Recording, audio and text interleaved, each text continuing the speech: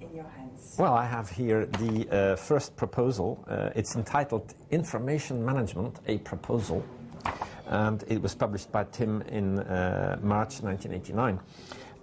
This was a document that doesn't mention the World Wide Web at all. So the word web is not in here. It's 14 pages long, and it was meant to be read and commented upon by Tim's boss, Mike Sendall. Mike Sendall read this, and he annotated it, so that it's very interesting to read some of the comments in the margin of Mike. Like, for example, there is a sentence by Tim that says, another person must be able to find information, sometimes without knowing what he is looking for. So there's a question mark by Tim, by Mike. Somewhere else, Mike writes, I'm not convinced about images and text, and so on and so forth. So these comments are very, very interesting. But what's even more interesting is the summary that Tim's boss gives of this document here on the top of the first page, where it says, vague but exciting. Right, and here is another very interesting and important document. So the first one in 1989 didn't mention the web, and then a year later, Tim and I rewrote it, mentioning World Wide Web as a name, and got some approval to work on the project. But then, at the end of '92, beginning of '93, Tim convinced me, after some discussions, that the way to make a success out of the web would be, in fact, to give it away, to make sure that it became a standard and that anybody could work on it and anybody could use it. And so then, of course, CERN had never done that before, and I worked for about 6 months on and off with the CERN legal service to produce this 2-page document, which puts the whole of the web technology and software that CERN developed in the public domain. Now, that wasn't easy to formulate correctly so that it would have legal value, and it was even more difficult to ensure that it was actually signed by the directors. It's very short, and it's very, very clean and clear. It just says everything is in the public domain, and that's it, and you can go ahead and work with it.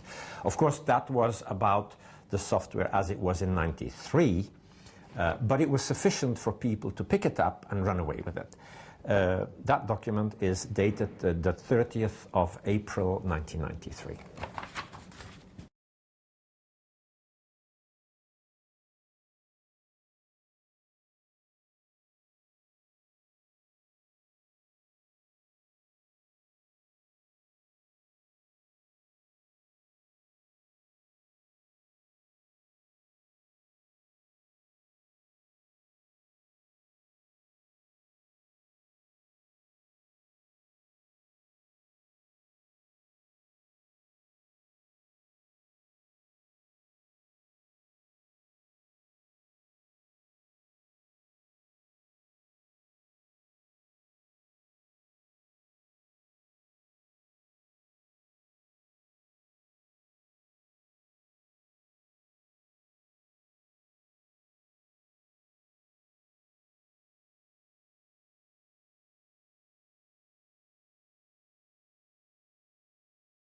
Wrote the original World Wide Web software in 1990. That's okay. In 1990. This event should challenge and encourage all of us to stay connected and to stay in touch with each other. Let me now turn and hand it over to the expert. I think you may want to say something. Well, great honor to be standing next to the Secretary General of the United Nations.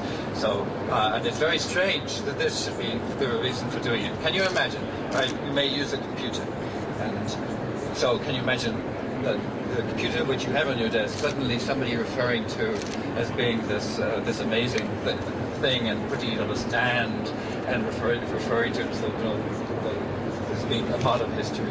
Because, you know, when I invented the web, I just wrote a program, and Just like a lot of people around here have written programs. The great thing about the internet is it allows people to make new applications just by sitting down at a computer and thinking. That's the wonder of computing, and to a certain extent the wonder of science, that you can create new applications just as limited only by your imagination. And the fact that this one turned out to be rather a successful project, no, it just was largely because I happened to be at the right place, CERN, great place to start it, and and at the right time, because lots of other people had invented the internet before that. The web just uses the internet. Lots of other people made things like the next computer, which I used, which made it very easy to do. So I just had to put a few things together. But I put them together in this community of lots of scientists and engineers at CERN who are there to find out, asking the question why, about fundamental questions about why does it work like this? Let's build huge machines to investigate it. And because they will have to build huge machines, they ask the question, how are we going to build this machine? And in answering the how question, they make huge amounts of software, they build wonderful pieces of hardware, and they make conference systems, they collaborate with people across the world, and they invent all sorts of things, wonderful things happen. So I feel it's very important that there are places like CERN, and I feel it's very important that there are people like the people in CERN, people who are allowed to spend some time just being curious and being creative. And I'm very grateful that I had that chance, that CERN let me play with that computer for a few months in between serious projects. Thanks everybody for coming.